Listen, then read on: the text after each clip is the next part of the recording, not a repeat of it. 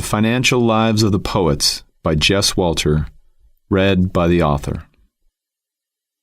Poets have to dream, and dreaming in America is no cinch. Saul Bellow. Chapter 1, Another 7-Eleven.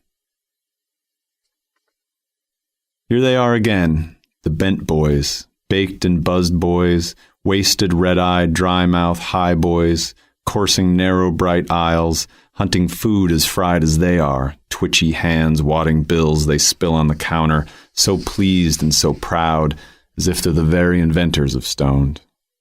And behind the counter, the ever-patient Rajiv makes half-lidded eye contact with me as he rings up another patchouli foul giggler, Reese's Pieces, Pick Six Lotto, Red Bull, and a Cheddar Jack Taquito.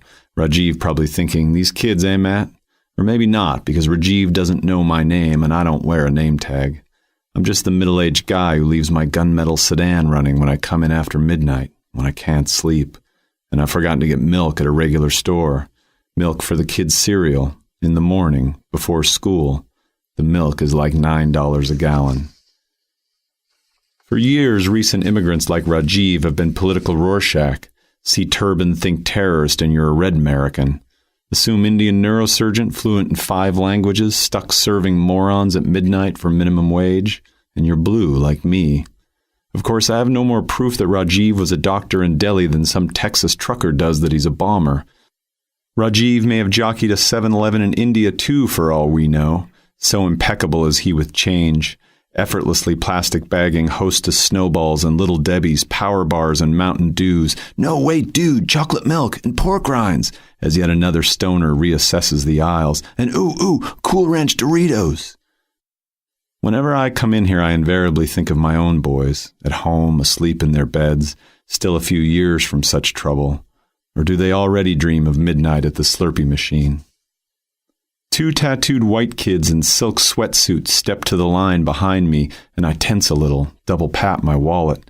The fat one juggles a half rack of malt liquor 40s while his partner rolls away to yell in his cell, "Chulo, don't do shit till we get there, yo."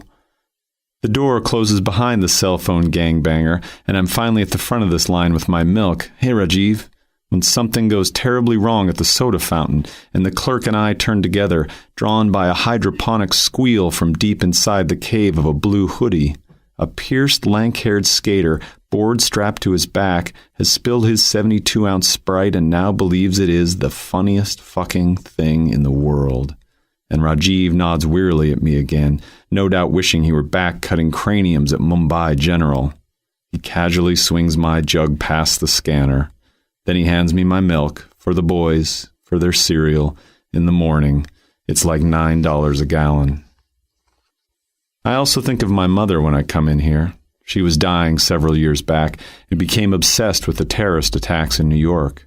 I hated that she should be so racked with random anxieties as she wasted away, thumb jacking the morphine pump like it could save her life. It couldn't. Her fear of dying manifested as a fear of things she had no reason to fear anymore. Random crime, global warming, and most of all, terrorists on airplanes. "Matt," she asked right before she died, "do you think there will be another 7-Eleven? I thought about correcting her, but I just said, "No, Mom, there won't be any more 7-Elevens.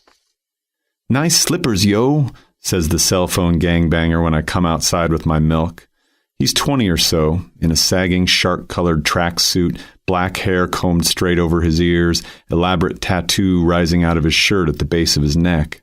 And right out in the open, in front of this convenience store, he conveniently offers me a hit on a glass blunt, a little marijuana pipe shaped like a cigarette. I wave it off, but sort of wish I hadn't.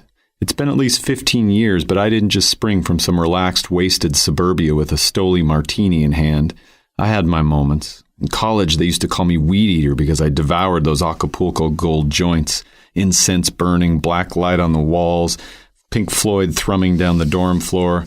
Oh, and they're not technically slippers, but a casual loafer I got at the Nordstrom rack with a gift certificate when I returned a cardigan that made me look like my grandfather. Of course, I don't tell the stoned kid that. I just smile and say, "No thanks." But then I pause to get a closer look instead of continuing on to my car. Maybe I'm just curious about this clever pipe, or maybe it's the smell of the weed, or maybe it's just this swiveling looseness I'm feeling. But I'm still in mid-pause when the fatter white gangster joins us, flat brim ball cap, worn side saddle, and now there are 3 of us standing in a little semicircle, as if waiting for a tea time. "Hey," says the one with the neck tattoo and the blunt, "dude here can give us a ride to the party." And I'm about to say that I can't give them a ride because I've got to get home and they look mildly dangerous, when Fat in the Hat says, "Thanks, man," like he's surprised I'd be so cool, and suddenly I want to be that cool. And then the fat kid looks down at my hands and laughs. "Damn, man, why you buy your milk here? Shit's like $9 a gallon." The clouds are low, like a drop ceiling suffused with light from the city. They slide silently overhead, and 2 dope-smoking bangers in tracksuits climb into my car.